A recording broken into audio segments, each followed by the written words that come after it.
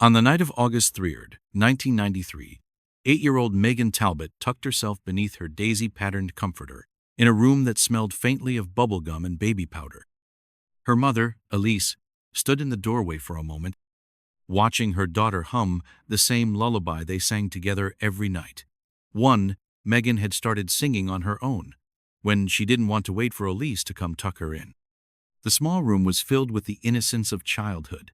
Glow-in-the-dark stars on the ceiling, crayon drawings taped to the closet doors, and a line of plush animals carefully arranged like audience members watching her fall asleep. Megan's favorite was a floppy stuffed rabbit named Buttons, one ear always bent the wrong way. She held it close as she whispered, "Night, Mommy. Don't forget to check my tape recorder in the morning." "I left you a surprise." Elise laughed, kissed her forehead, and told her to dream of dinosaurs and bubble baths. Outside, suburban Vermont lay in that kind of peaceful summer quiet that feels permanent. The heat had broken just enough that windows were cracked open to let the breeze in. Cicadas buzzed lazily. Somewhere in the distance, a neighbor's sprinkler clicked to life. Elise turned on the baby monitor one last time, not because she needed to, but because Megan liked knowing her voice could reach her mom whenever she wanted. Then Elise went to bed. The next morning, Megan was gone. No broken windows. No signs of forced entry. No footprints in the dew-covered grass. Just one open screen door. Her bed was still made, stuffed animals untouched.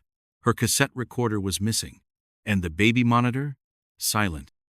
There were no screams, no noise, nothing. The police came within the hour. Neighbors organized search parties. Helicopters swept the forest. Bloodhounds combed the creeks.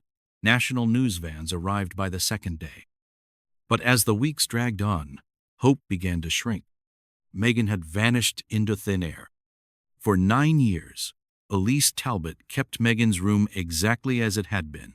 Lavender walls, drawings, even the cracked nightlight still plugged into the socket. Every birthday, she baked Megan's favorite cake white with strawberry frosting and left a single candle lit by the window. Every Christmas, she bought one gift she would never give. And every night, she listened. To silence, to nothing. Then, in the fall of 2002, Elise was clearing old boxes in the attic. She didn't know what she was looking for. Maybe distraction. Maybe something to finally throw away. Inside a plastic storage bin labeled "Toys Donate," she found it. A red Fisher-Price cassette recorder. Scratched, dusty, still marked with the initials MT in glitter pen. Elise hesitated before pressing the play button, her hand trembling. And then a sound she hadn't heard in nearly a decade. A child's voice. Megan, rambling about her day, singing a made-up song about jelly beans. Then whispering, "He said not to tell, but I'm scared." And then a man's voice. Calm, measured, and low. Not Megan's father. Not anyone Elise recognized. Just 6 chilling words. "Tell Mommy, and I'll make you disappear." Megan Talbot was 8 years old in the summer of 1993, a quiet, curious child who still believed in fairies, liked her peanut butter sandwiches crustless, and once asked if the moon got lonely. She was the kind of kid who carried books everywhere, who made up her own constellations at night, and who insisted her stuffed rabbit could talk if you listened hard enough. Her world was filled with magic, but not the kind you find in storybooks, the kind you create for yourself when you're small, safe, and deeply loved. She asked big questions with tiny words.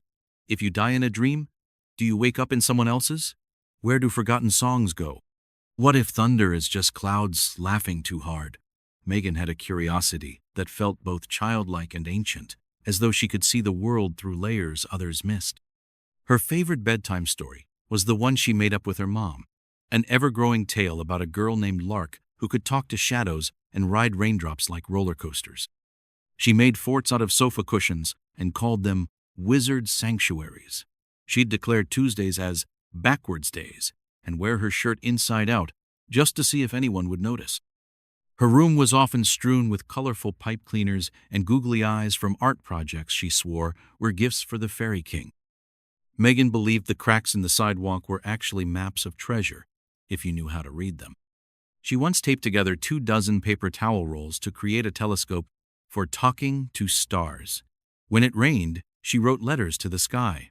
And when the wind blew through the trees, she'd whisper, "I'm listening." She had secret names for everything. Her lunchbox was Captain Crunch Storm.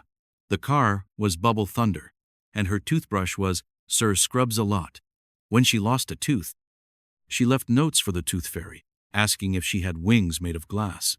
When she got them back, she'd write back, "Thank you," in crayon, and leave a piece of candy for the road. She loved puddles after the rain, tracing the ripples with her boots until the water turned cloudy. She believed the dandelions that grew wild in the front yard were sun pets, and that if you whispered your secrets to them, they'd keep them safe forever. She collected shiny buttons in a glass jar under her bed, each one named and ranked by friendliness. She named birds and talked to ants, and thought lightning bugs were messages from stars that got too close. Megan once spent an entire afternoon trying to train a chipmunk to sit in her hand. She never succeeded, but she swore he winked at her before he ran. She had a favorite tree in the backyard, a crooked pine with a low limb perfect for sitting. She called it Treehouse 1 and told her mom it was where the rabbits had their council meetings. She believed clouds had names, and that if you held your breath while running past a cemetery, ghosts couldn't follow you home. She was sunshine and skinned knees, dandelion crowns and knock-knock jokes, and her laugh, high-pitched and hiccupy, could cut through the darkest day. She once turned her closet into a travel machine with a blanket and flashlight, insisting she could visit other worlds if she closed her eyes hard enough. She believed in good dreams being stored in pillowcases and bad ones being scared off by bedtime songs. Megan didn't just live in the world, she built one around herself.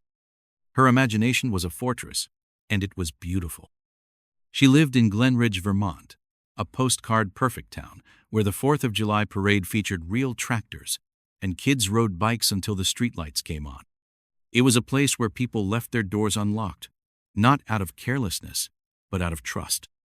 The Talbots' house sat at the far end of Willow Street, a modest 2-bedroom bungalow wrapped in peeling white siding and the scent of pine needles.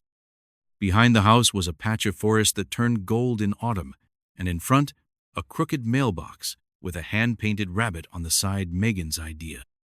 Her bedroom walls were painted lavender, decorated with glow-in-the-dark stars and paper butterflies. Her bookshelf overflowed with dog-eared copies of fairy tales, science books she couldn't fully read, and cassette tapes she labeled herself. She kept a diary under her bed, though half the pages were drawings of dragons or dream maps. She had a collection of leaves from every walk she'd ever taken with her mom, pressed between pages of an old dictionary. She made mobiles out of feathers, pine cones, and beads she found on the sidewalk. There was an old shoebox labeled Secret Things, full of string, fortune cookie messages, and a friendship bracelet she said was made by a ghost. And at night, she always made sure her rabbit, Thumper, was tucked in properly, ears straight, facing the door just in case he needed to protect her. Her mother, Elise Talbot, was 34 years old that summer. A single parent since Megan was 3, she worked from home as a freelance editor, surviving on coffee, late nights, and an unshakable bond with her daughter. Megan's father had left quietly. No court battles, no drama, just a slow fading out until one day he stopped calling entirely. But Elise never let Megan feel that absence. They were a team, a duo. The kind of mother and daughter who had Friday night dance parties in the kitchen and made up code words for "I love you" in public. They had a ritual. Saturday mornings were magic breakfasts, where pancakes came shaped like animals and orange juice was served in wine glasses. On stormy nights, they'd make pillow forts and read by flashlight. Megan always got the final word before lights out, and it was usually something like, "I love you more than planets," or "Don't let the bedtime goblins bite." On August 3rd, 1993, the day had been long but uneventful. Megan went to day camp at the community center, where she'd painted a macaroni picture frame and earned a gold star for helping another girl clean up spilled glue. That evening, Elise made spaghetti and garlic bread. They watched a rerun of Reading Rainbow while Megan sorted her cassette tapes. Then Elise read her the first chapter of The Secret Garden. Megan listened with wide eyes, tucked beneath her lavender bedspread, her thumb tracing the ear of her worn-out stuffed rabbit, Thumper. At exactly 9:12 p.m., Megan brushed her teeth, kissed her mom goodnight, and climbed into bed. Just before Elise turned off the light, Megan looked up and said, "Don't forget to press record on my story tomorrow." Megan had been keeping an audio diary on her red Fisher-Price cassette recorder, the kind with big yellow buttons and a built-in microphone. She recorded everything: stories she invented, songs she made up, interviews with her rabbit, and long rambling monologues about school, dreams, or what she thought clouds tasted like. Elise had dozens of tapes, each one a time capsule of Megan's inner world, labeled in glitter pen with titles like Megan's Secret Fillets, Bunny Tales, or simply Today. Around 9:50 p.m., the baby monitor crackled once, just static. Elise barely noticed Megan rolling over, maybe kicking the cord again. By then, she was already in her office, proofing a manuscript with one ear always tuned to that tiny speaker. At 7:02 a.m. the next morning, Elise walked into Megan's room carrying a bowl of oatmeal with cinnamon and honey. The bed was empty. No scream, no noise, just silence so total and unnatural it made Elise drop the bowl. There were no signs of a struggle, no overturned furniture, no scratches, no blood. Megan's comforter was folded back neatly, as if she'd risen on her own. Her stuffed rabbit was still on the pillow. The window above her bed was cracked open, the screen pushed slightly ajar. Outside, the grass was undisturbed. No footprints, no tire tracks. Elise ran into the street barefoot, screaming Megan's name. Neighbors poured out of their houses in robes and slippers. Someone called 911. Within the hour, police had arrived. By noon, helicopters were in the sky and dogs were combing the woods. For the next 48 hours, Glenridge transformed. Search parties formed at the church. Volunteers brought sandwiches and flashlights. Children were kept indoors. Megan's face, the school photo where she's missing a front tooth, was printed on milk cartons, stapled to telephone poles, pinned to bulletin boards, flashed on the evening news. She became the first missing child from Vermont to be featured on America's Most Wanted. But tips were few. One neighbor swore she'd seen a rust-colored van circling the block that night, but when police tracked down the vehicle, the owner was out of town and the plates didn't match. Another resident reported hearing what he thought was a soft thud, like a screen door shutting, around 2 a.m. He'd assumed it was an animal. There were no security cameras back then, no Ring doorbells, no footage. Megan had simply disappeared. Over the following months, suspicion turned, as it often does, toward the mother. Elise endured it all. Every interview, every polygraph. She turned over her phone records, her schedule, her journals. Police cleared her within weeks, but public opinion was less forgiving. Online forums, new at the time, whispered rumors. Local moms avoided her at school functions. She'd gone from brave mother to maybe it was her, with a single headline. Elise stopped working. She stopped answering the phone. She rarely left the house except to walk the woods at night with a flashlight and a prayer. She placed missing posters in every mailbox in Glenridge, and again 6 months later when the first batch had faded. Every year on Megan's birthday, she lit a candle in the window. Every Christmas, she bought and wrapped a present labeled with Megan's name and left it under the tree. In 1994, it was a set of glow-in-the-dark stars. In 1995, a cassette of Pocahontas songs. In 1996, a blank tape and a note to record new stories. By 1997, most people had stopped asking. They'd stopped searching. Elise hadn't. She'd moved from grief into obsession, collecting boxes of theories, cold case reports, even hiring a private investigator who turned up nothing but a forged tip. Megan's room remained untouched. Her sneakers still sat by the dresser. Her last drawing, a castle floating in clouds, stayed pinned to the wall. Her red tape recorder sat in a box in the attic. its batteries long dead, its tapes gathering dust. The case sat in a manila file, marked unsolved. But Elise couldn't let it end there. And in the fall of 2002, 9 years after Megan vanished, everything changed. In the fall of 2002, Elise Talbot was 43 years old.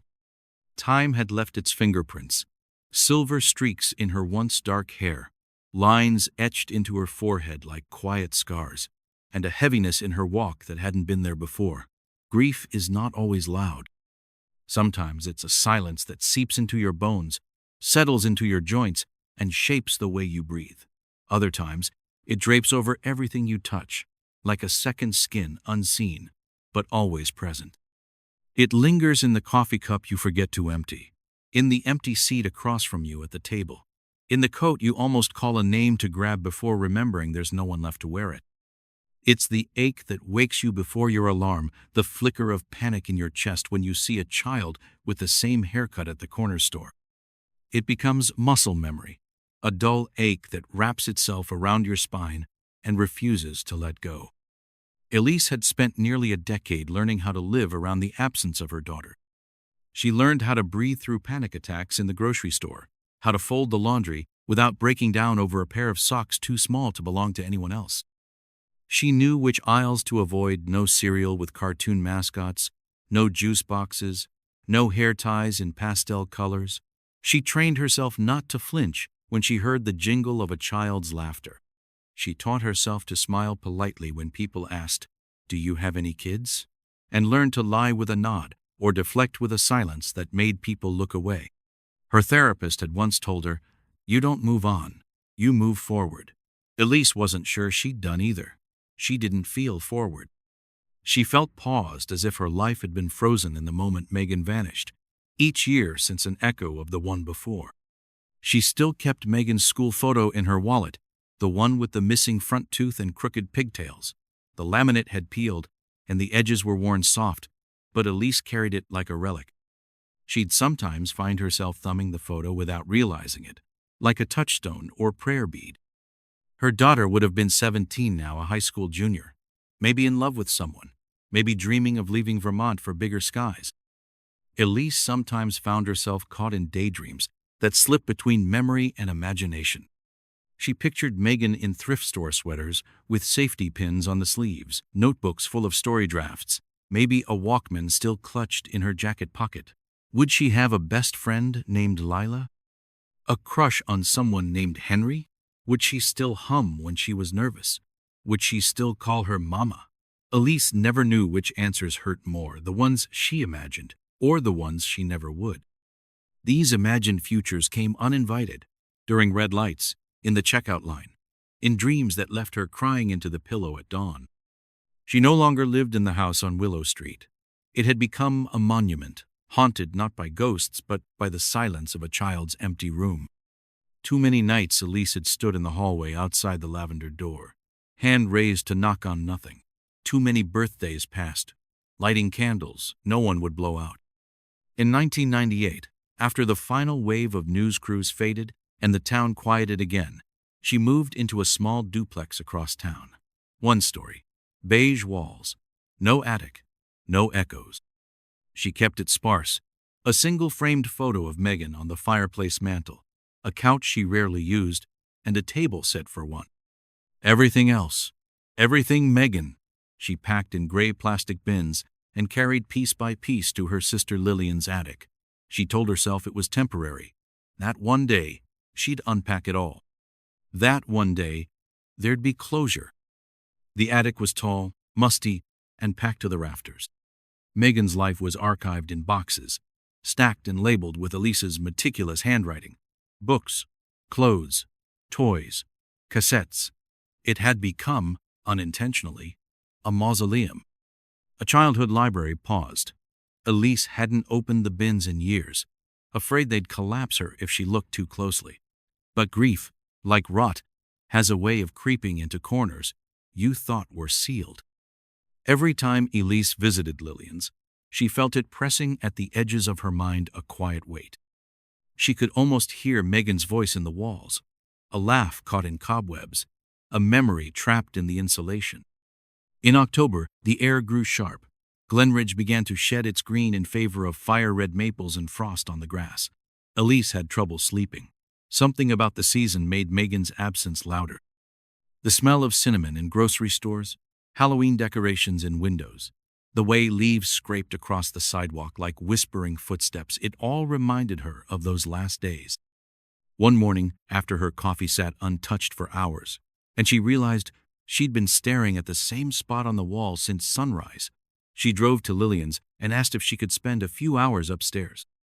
She told herself it was time to donate the toys, to pare things down. But really, she was chasing something.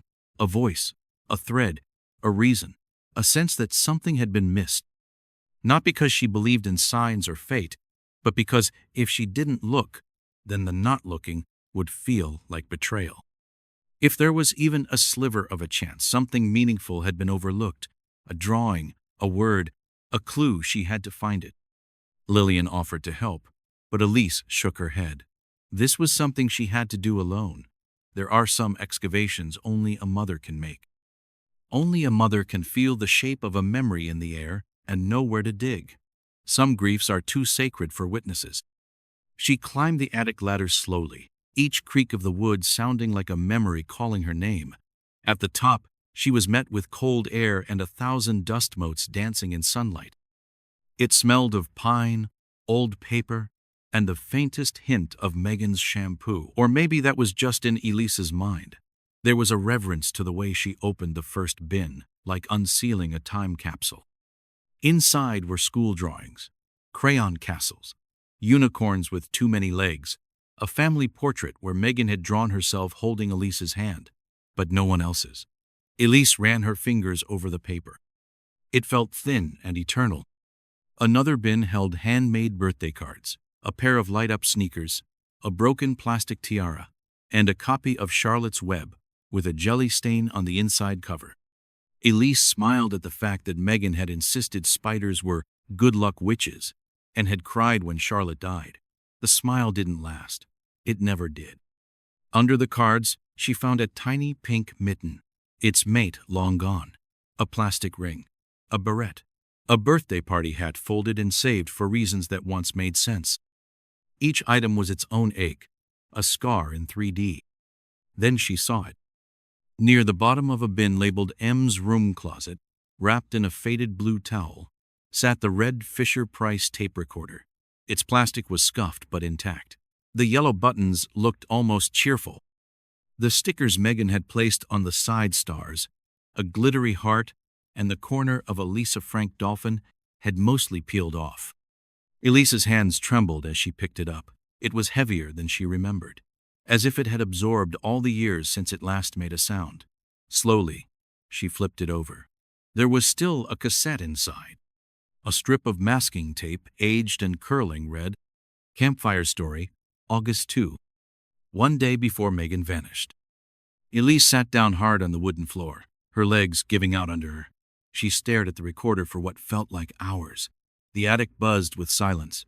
Her breath came shallow. She turned the recorder in her hands. The battery panel was empty. She rummaged through an old desk drawer near the attic hatch and found 2 dusty AA batteries, slid them in, closed the panel, pressed play. The recorder made a soft, whirring sound. Then, "Hi, it's Megan. This is the Campfire Story I made up about a dragon who eats grilled cheese sandwiches and hates thunder. Okay? Ready?" Elise let out a noise between a laugh and a sob. Megan's voice was clearly younger than Elise remembered, but still undeniably her. Elise felt like someone had opened a window in her chest. She closed her eyes and let it wash over her. The cadence, the breath between words, it was her daughter. Megan told the story with gusto. A dragon named Horace who lived in a mailbox and sneezed glitter. There were sound effects, whooshes, and dramatic growls. At one point, Megan paused to giggle and say, "Thumper, stop stealing the show." But around the 5-minute mark, the tone changed. The story stopped. There was shuffling. Then Megan's voice, quieter, uncertain. "He's under my window again." Elise sat bolt upright. "I think he's wearing gloves. His van has a bird on it." It looks like an eagle, but not really. A chill ran down Elise's spine. He always comes back when Mommy is doing dishes. I saw him again today. He was sitting in the van and watching our house. I told Thumper not to move. There was a pause. Then, barely audible, like it wasn't meant for the tape, windows cracked again. I can just reach. Yeah, quiet now. The voice was male, low, distant. The audio warped like a tape too close to a magnet. Then Megan gasped, and the tape cut out. Elise stared at the recorder. Her ears rang. Her body was locked in place. For a long time, she didn't move. Then, as if on autopilot, she rewound it, listened again, played it a third time. There was no mistake. Megan had seen someone. She had been afraid, and she had left a record. Elise didn't remember running down the attic ladder, didn't remember grabbing her keys. She barely remembered dialing the phone, just the cold certainty in her hands. She called the Glen Ridge Police Department. When the dispatcher answered, Elise's voice broke on the words. I have something, a tape. My daughter. She recorded something before she went missing. It had been 9 years. But now she had more than hope. She had a voice, a nameable fear, a message left in the only way a child knew, how hidden inside a story. And somewhere, out there, someone had been watching, planning, waiting. But now she had proof.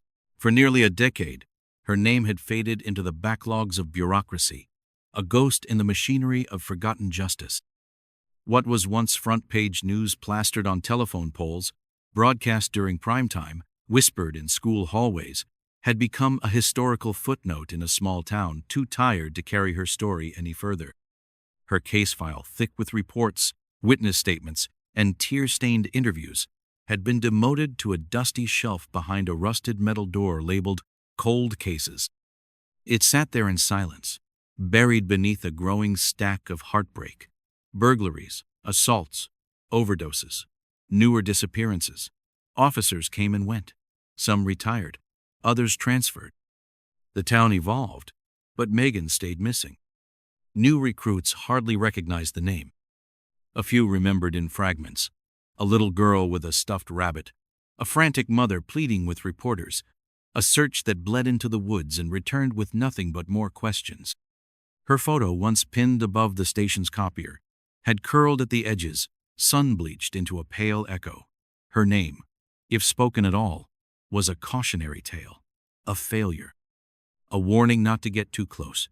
And when other children went missing in nearby counties, officers would sigh and say, let's hope it's not another Talbot case. The case had its own drawer, but even that was rarely opened. The fingerprint cards were brittle. The photo negatives had warped. The search maps, hand-drawn and frayed, still bore muddy fingerprints and circles in red marker. Occasionally, an eager new detective would stumble across the file during slow nights and ask about it, only to be waved off with a shake of the head and a change of subject. It was, they'd say, too cold to thaw, not solvable, not now, not ever. Until Elise walked in with a tape recorder. No warning, no phone call, no press. Just the woman who had never stopped grieving, carrying a red Fisher-Price tape recorder like it held a bomb that had waited 9 years to detonate.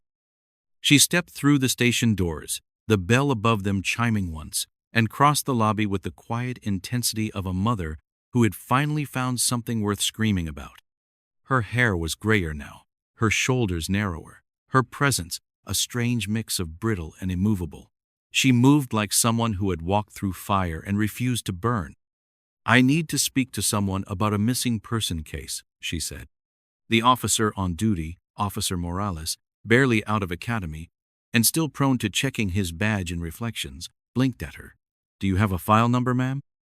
Elise's voice did not rise, but it cut like glass. Megan Talbot, August 3rd, 1993.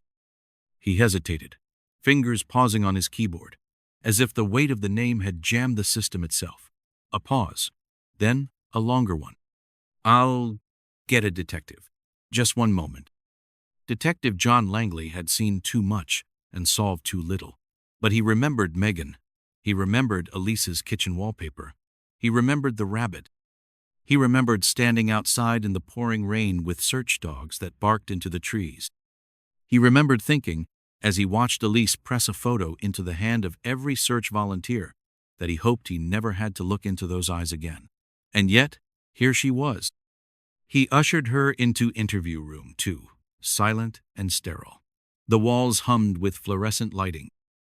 Elise didn't waste time. She didn't ask for water, didn't offer pleasantries. She placed the recorder on the table and slid it forward. Just press play. Langley hesitated, then obeyed. The tape whirred. Megan's voice, clear, young, bright, and spilled into the room like a ghost invited in. A campfire story, a dragon, laughter, and then the shift, the whisper, the van, the bird. Langley sat forward, his breath caught in his throat. Down the hall, Morales paused his report. The receptionist stopped filing. A janitor turned off his vacuum. The station seemed to lean toward that tiny speaker. By the time Megan said, "His van has a bird on it," the entire station had fallen still. Even the chief, mid-coffee, stood frozen in the doorway. Langley slammed the button on the intercom. "Get me the Talbot file. Now." It came up from the archives in a crumbling cardboard box, held by 2 interns who didn't understand why their hands were shaking. Langley spread it out like a crime scene. And there, on page 3, Witness Statement, August 4, 1993. Van parked across the street near 11:00 p.m., rusty exterior. I think it had an eagle sticker or painting on the back. A detail, lost to time. No plate, no follow-up, just another dead end. But now, they had Megan's voice. Now it wasn't just memory, it was evidence. Langley signed the request to reopen the case. Within 48 hours, the Glen Ridge Police Department had activated what it hadn't touched in years. Officers whispered her name again like it was a spell. A case that once haunted them now had a pulse. Langley assembled a task force. Detective Rhea Danner joined him, sharp, methodical, relentless. Together they combed DMV records, pulled every van registered in the Tri-County area between 1987 and 1994. Rust-colored, box-shaped, frequently cited. They started with over 1,000. They whittled it to 86.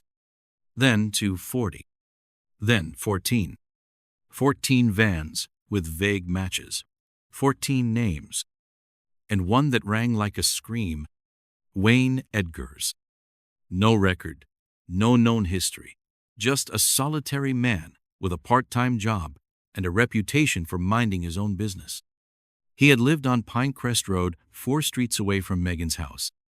In 1995, he'd moved out of state, returned in 1998, still lived there, now in a small ranch house half hidden by brush. His van had been repainted green in 1994. But the DMV photo remained. The back window bore a white decal, faint and curling. Not an eagle, but a falcon, gripping a lightning bolt. Langley's hands trembled. It was enough. Then came the job history. Allied Electric, August 1993, subcontracted to Glen Ridge Elementary. Megan's school. Wayne had been there, wiring hallways, installing lights, fixing switches, watching.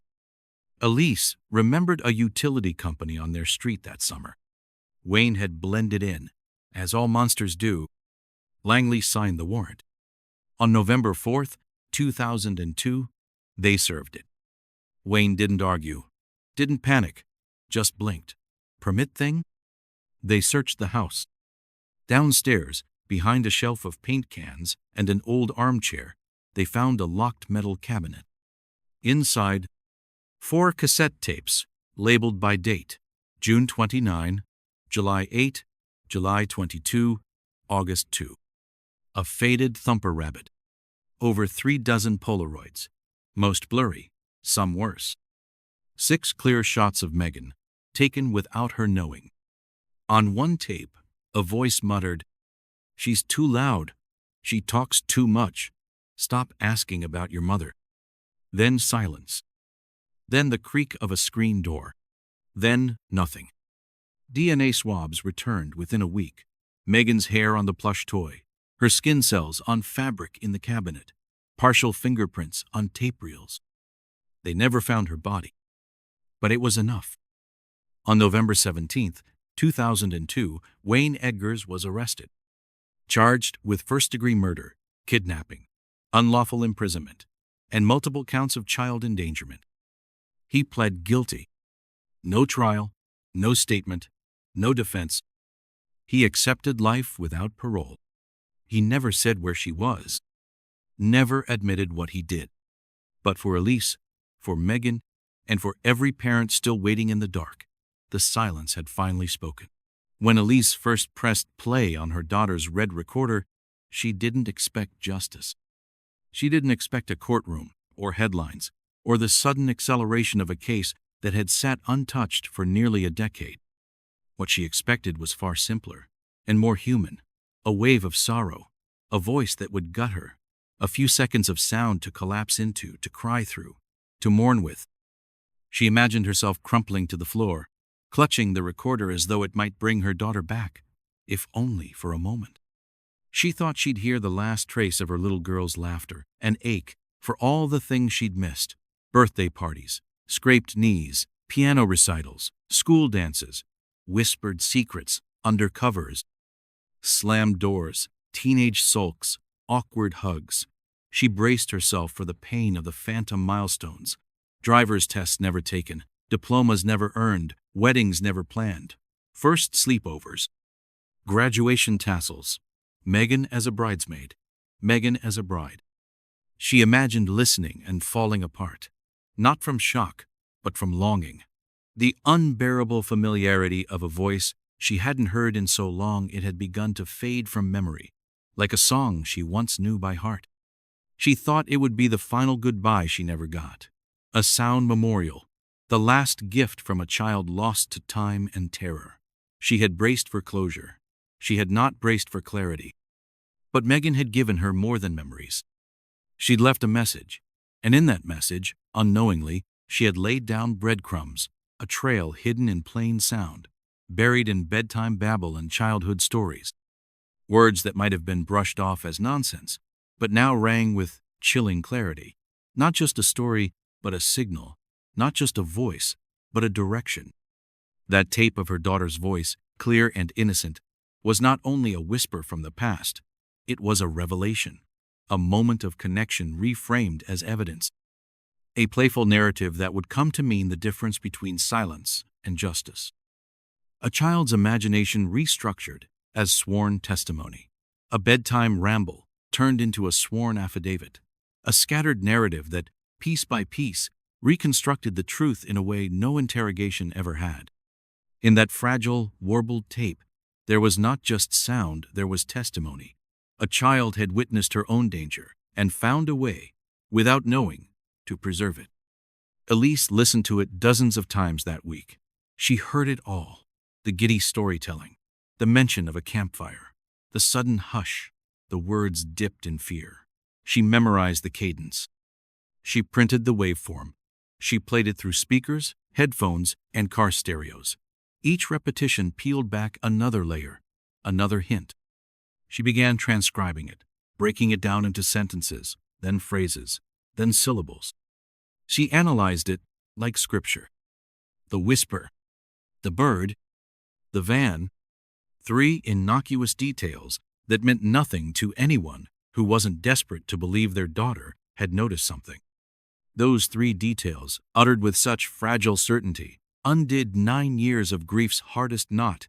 It was like finding light in a place where only darkness had lived, like having the wind knocked out of her lungs by hope instead of loss. For years, Elise had battled not just the pain of loss, but the slow erosion of credibility. She'd stood in rooms full of people who smiled too politely. She'd handed out flyers no one wanted to accept. She'd kept scrapbooks not for nostalgia, but for strategy, documenting the clues, the hunches, the strange men, the missed phone calls. She had grown fluent in suspicion. She lived on the edge of theories. She'd been pitied, placated, gently pushed aside the woman with the too loud sorrow, the obsessive theories, the wall of newspaper clippings and color-coded pins. Her grief had become background noise to the world's forward momentum, her clarity mistaken for madness.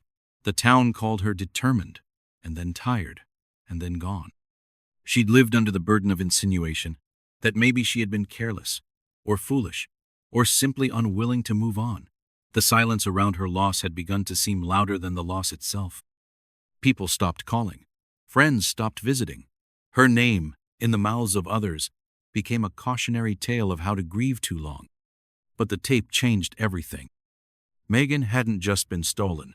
She had seen something. She had known something. And she had spoken. Without knowing it, without realizing the power she still held. That battered Fisher-Price recorder, red plastic, scratched speaker, stickers faded from years of being handled and had become not a toy, but a vessel, a lifeline, a witness, a time capsule, a statement, a final act of courage from a girl who hadn't yet turned 13, but understood something was wrong and wanted, desperately, to be heard. Wayne Edgars never said what he did with Megan's body. He didn't need to. Despite months of searching wooded lots, construction zones, and abandoned properties where he'd once worked, nothing was ever found. Not a shoe, not a thread, not a fingerprint. No bones, no clothing, no burial site to visit, no place to lay flowers, no stone to touch, no closure, only conclusion. But in the eyes of the law, the tape was enough. The Polaroids were enough. The stuffed rabbit, the fingerprints, the voice. Elise had to accept the reality. Megan was gone. But for the first time, she also knew. She knew who. She knew how. She knew it wasn't her fault. And that made all the difference. She hadn't been hysterical. She hadn't imagined things. She hadn't failed to protect her daughter. A predator had simply outweighted everyone else. Watched their house, timed the routine, found the right window of vulnerability. He'd worn the face of normalcy and politeness. He'd blended in, as all monsters do. And still, somehow, Megan had noticed. Not just noticed, remembered, and told, and warned. That small, brave voice on the tape, unsure but insistent, became the bridge between silence and truth, between memory and action, between the child Elise lost and the world that had failed to find her. The case was closed, but Elise's purpose was only just beginning. She became something more than a grieving mother. She became an advocate, a teacher, a quietly unstoppable force in legislative rooms and conference halls. In 2004, with the help of state representatives and child protection organizations, Vermont passed a statute known as Megan's Voice. It mandated that in any case involving a missing child, audio recordings, creative materials, voice messages, and personal writings including drawings, journals, and even school essays must be formally reviewed as potential evidence, not dismissed as imagination or irrelevance. The law passed unanimously. One senator, wiping his eyes after Elise's testimony, said, "Sometimes the clearest truths come in the softest voices." That same year, Elise partnered with the National Center for Missing, Exploited Children to develop a parent training workshop. It wasn't filled with hysteria or fear-mongering. Elise refused that.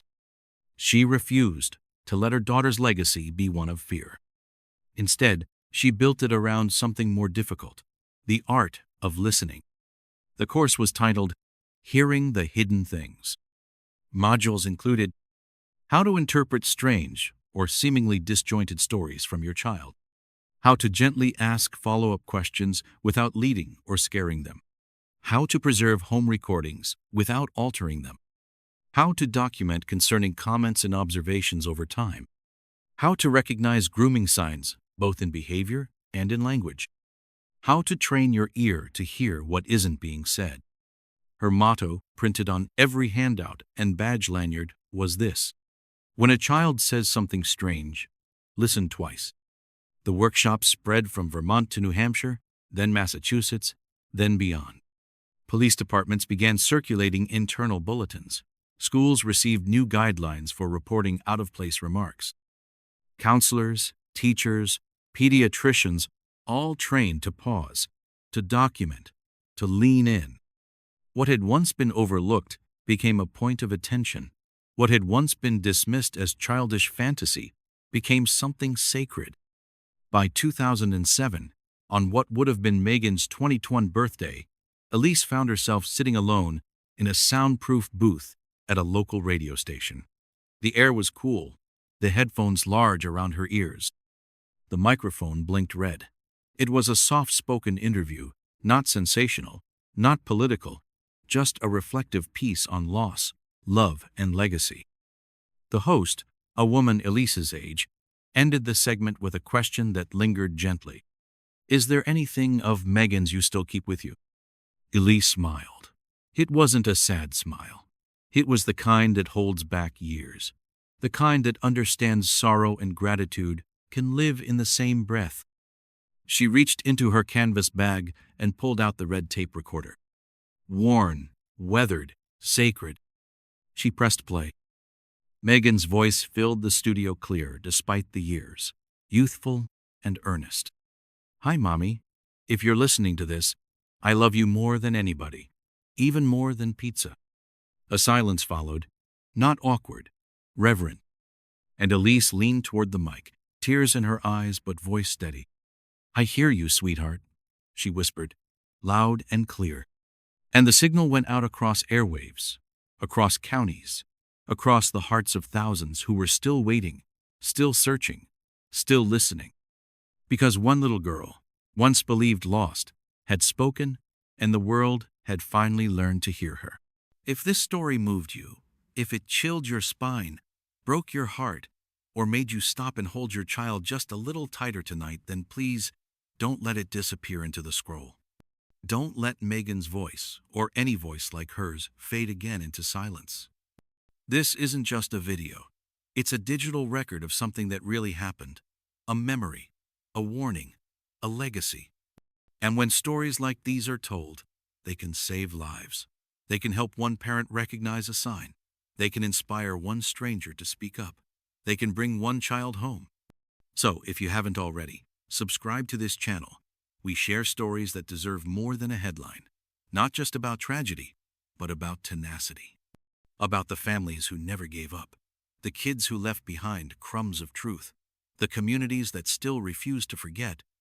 Like this video, if you believe that every child, every single one deserves to be heard, believed, and protected, even when their voice is a whisper from the past.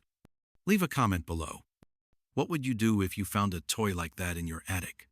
If you pressed play and heard your child talking to someone you didn't recognize? Would you call the police? Would you trust what you heard? Or would you tell yourself it's nothing, that the past is just the past? It's easy to say you'd act, but these stories aren't just content, they're cautionary tales. They remind us that the real monsters don't always lurk in shadows. Sometimes they live next door. That evil often wears the face of someone familiar.